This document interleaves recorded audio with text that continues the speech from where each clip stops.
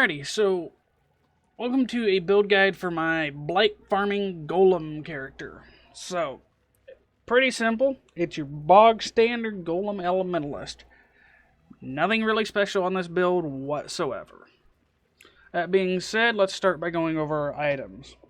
So, Clay Shaper Mace. Gives you an extra golem. Awesome. Victario's Charity. I'm running this because I'm running Necromantic Aegis. If you don't have Necromantic Aegis or this shield, run another Clay Shaper. Simple. Helmet. It's an Elder Bone helmet with Socketed Gems supported by level 20 minion life. A bone helmet with minion life is going to be awesome. Astromantis, because attributes suck on any minion character to try and get. I'm anointing Grave Intentions. For the max life is extra max ES. Res and life ring, boots res and life, gloves res and life. Wearing a profane proxy. Whatever golems you decide to use, put a curse in it for that. The belt is a Stygian Vice. Either run a Stygian or run a Darkness Enthroned. You just want it for the jewel sockets. Running a Ghastly Eye Jewel for bleed and taunt. Blind is also good. Maim is good. Just get a good jewel, throw it in there, and there you go. Main links. I'm running Carrion golems. This is a Divergent Carrion golem. It gives them increased cooldown recovery rate. Whatever golems you want to run, you put 5 links after it. Running Predator support. I guess I should have mentioned I'm wearing a Belly of the Beast. I think I bought this. I may have dropped this out of a Strongbox 6 linked. So it kind of skewed my links a little bit here. I'm running Predator support because I have an extra blue instead of a red. If I had 3 red, I'd be running Brutality. Running minion damage, multi-strike, melee fizz, and impale. Helmet, I've got my zombies and my specters with elemental army and meat shield that keeps them close to me to body block. My minions are, for the most part, immortal. My golems definitely are immortal. I am not.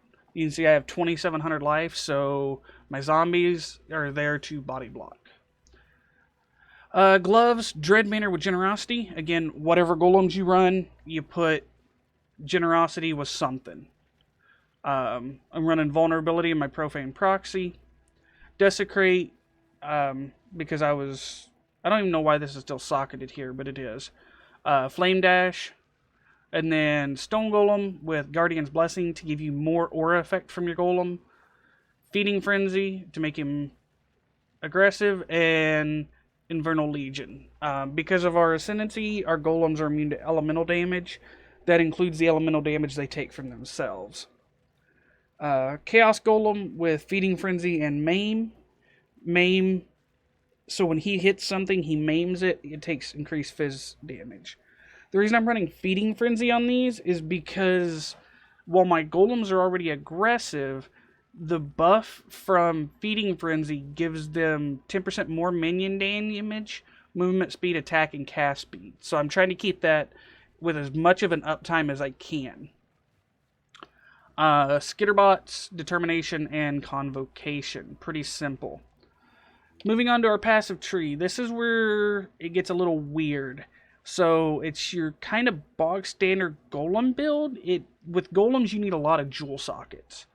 So you can see that I'm coming up here to the left. I'm jumping across to take Deep Wisdom, mainly for the life nodes here. And I don't know, I decided to take Deep Wisdom. You can come up this way if you want. You're going to come up here and grab a jewel socket. You're going to go to the right. You're going to take Golem Commander. It gives you an extra golem, more buff effect. Come up. You're going to take Ravenous Hordes, which gives them Onslaught. And I have Unholy Might here. You're going to come up. You're going to take a jewel socket. Okay. Coming to the left. Life nodes, jewel sockets, more minion nodes. This gives them crit chance and crit multi. Coming down to take Sovereignty. Most builds that are on the left side of the tree take Sovereignty. It's just nice to have the mana reservation. Coming down, we're going to take Righteous Army and Redemption. Armor nodes for Faith and Steel, another jewel socket, more life and armor nodes, another jewel socket. Come over here, we're taking a jewel socket and we're coming down to Necromantic Aegis. This means all bonuses from equipped shield apply to your minions. That means that they're getting the Chaos Res, the Ele Res, the effect of the auras, and they get power and frenzy charges on kill and hit, respectively.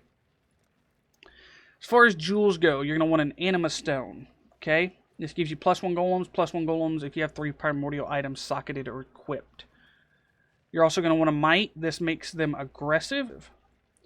Coming up to the right side, you're going to want a large cluster jewel with primordial bond and renewal. Inside of that, you're going to want 2 jewel sockets so that you can put primordial harmonies. Okay, this gives increased cooldown recovery rate to golems and golem skills. Renewal makes them regen 1% of life per second, and they have 5% chance to deal double damage if they're on full life. All of our golems are always on full life because of the amount of life and ES that they have. I think right now my Carrion golems, they have 10,000 max life, and they're gaining a percentage of that as energy shield. So they're gaining 20% of 10,000 as extra ES. Coming over to the left, you're going to want another jewel socket, again with 2, or another large cluster with 2 jewel sockets. You're going to want Primordial Bond again, and Rotten Claws if you're doing Impale Fizz Golems. You're going to want Primordial Eminences here. This gives effect of buffs granted by your golems. Coming down, we're going to have another Primordial Eminence. Again, effective buffs. Coming down to our third jewel socket, again, large cluster jewel with 2 jewel sockets. You're going to have Primordial Bond and Feasting Fiend. Feasting Fiends is they deal more damage and they leech life, and they have more life. Inside of here, we're running Primordial Harmonies. So, again, increase CDR. You want to get their cooldown recovery rate as low as possible, because the lower the recovery rate they have, the more often they do their big main attacks. For Carrion Golems, it's the spiky ground slam that you'll see in a second. As far as Ascendancy goes, really, I would say that your first 2 matter the most, the third one somewhat matters, and the fourth one doesn't matter at all. You're going to take Liege of the Primordial, you're going to take Elemancer, you're going to take Bastion of Elements, and then the fourth one, you're going to pick whatever the hell else you want to take. I took Shaper of Winter. Why not? So, Liege of the Primordial gives you buff effect, they auto-respawn, and you get an extra golem. Elemancer, they're immune to elemental damage, you get more buff effect, and an extra golem. Bastion of Elements, it gives you a little elemental Aegis. You can't take reflected damage.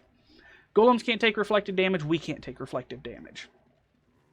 So that's kind of the layout of our passive tree. So, just to show you here what our buffs actually give us from our golems, if I despawn my stone golem here, you can see that I have 28 life regen a second. When I summon him, I go up to 700 life regen a second.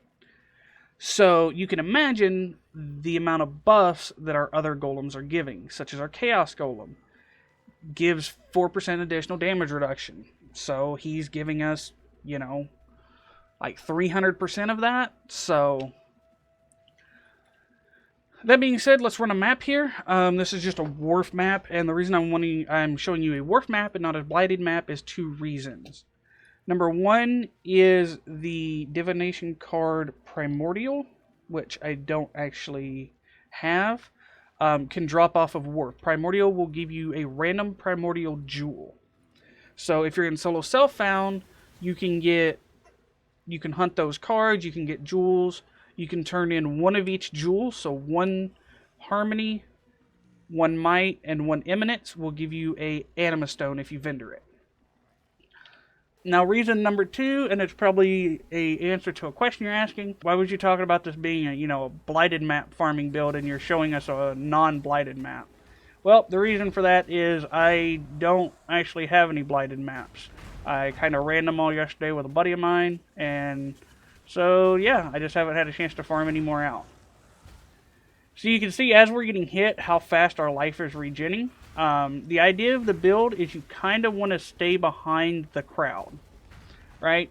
All of our summons are kind of immortal. We, however, are not. So you can see here I'm just walking around. I'm using Convocation to pull everything back when I need. And that's why I would not really suggest mapping with this build.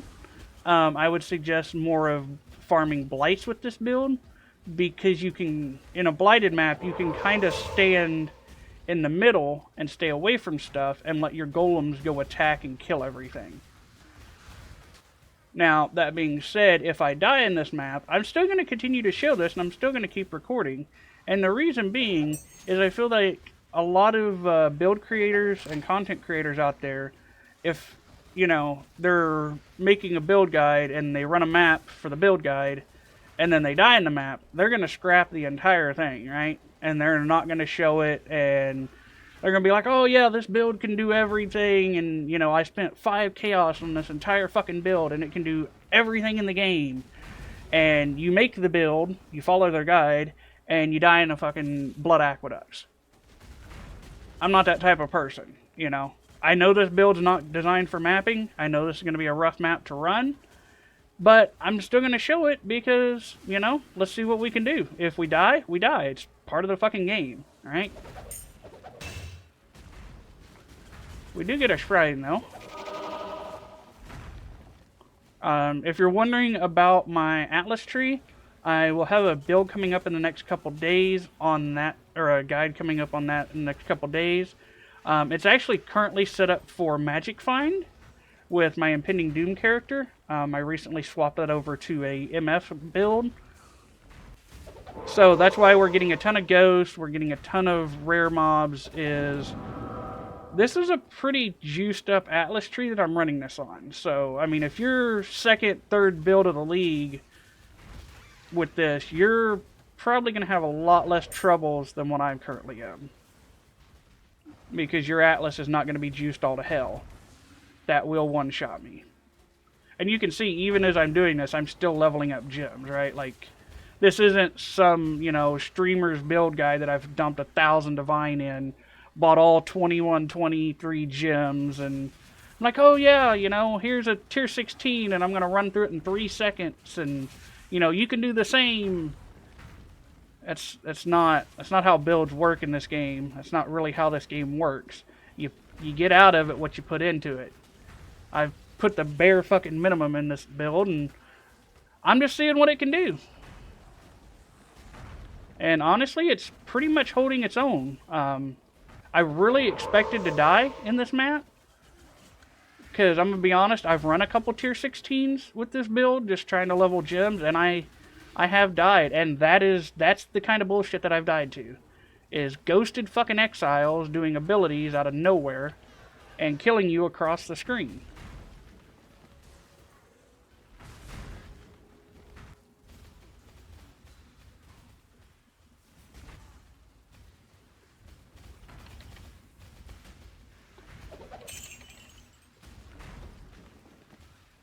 I will say it is nice having Predator support because I can kind of target my Carrion golems to attack a single enemy. And I can just kind of hide over here in a corner like a bitch. And it works. And if I need to, I can hit Convocation and everything comes back to me. And I mean, if you really want to fully automate this build, you could put that on a cast when damage taken gem and never have to cast a single fucking spell other than Flame Dash.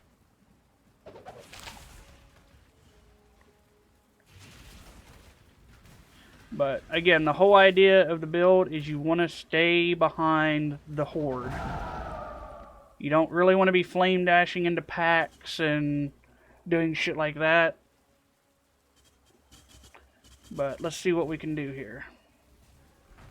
So I'm going to go ahead and drop a portal over here, just so that when we die, we don't have to walk the entire map back.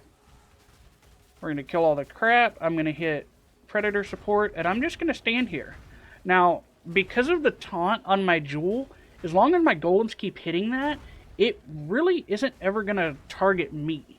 It's just going to target them. So I can kind of stand here, and if something gets close, then my zombies and my specters are going to attack it. And if I want, I can get a little closer and let my specters debuff it. And then, yeah, that's that. Now, I will say if I was making this more of a mapping build, I would probably run something like Flame Golems or Stone Golems. I don't think that I would run Carrion Golems if I was doing this as more of a mapping build. Let's pop this here strong box and see what happens. And I almost got one shot by that Ice Nova, which is less than fucking ideal.